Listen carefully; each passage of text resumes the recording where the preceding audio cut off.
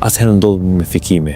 Me kalimin e shënjave me në shpëndekjes vijnë fenomenet e vonshme kufomore. Trupi pasi të vdes, ose kalvëzohet, degradohet deri në skeletizim, ose ruhet edhe konservohet. Konservimi mund të jetë natyral dhe artificial. Pse bëhet konservimi? Konservimi bëhet varësisht se në çfarë kushte ambientale ndodhet ai trup.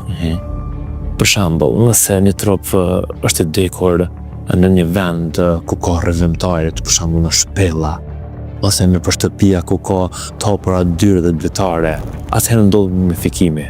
Ç'është mumifikimi? Mumifikimi është një konservim i trupit. Do të mbetet trupi me pa formë që shumë. Trupi mbetet thahet, hupin lëndë dhe sene, por lëkura mbetet, sigurisht keni dëgjuar për mumjet e gjintrimeve. Po.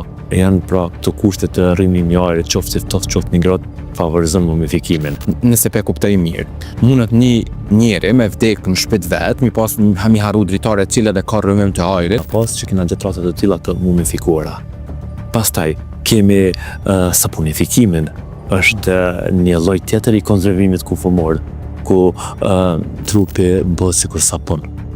Do të thonë ruhet komplet trupi, madje mund të gjejmë edhe organet. Në momentin që të raste bin në kontakt me oksigjenin, kur nxjerrën nëse nuk veprohet shpejt në shtim priz apo diçka tjetër mirujt për me kriju azopsin, fillon kundërmerr për shkak të degradimit. Pastaj kemi edhe konservimin artificial, që është me ngrirje të thellë. Nëse shten trupin e ngërin, ai do të jetë në atë gjendje.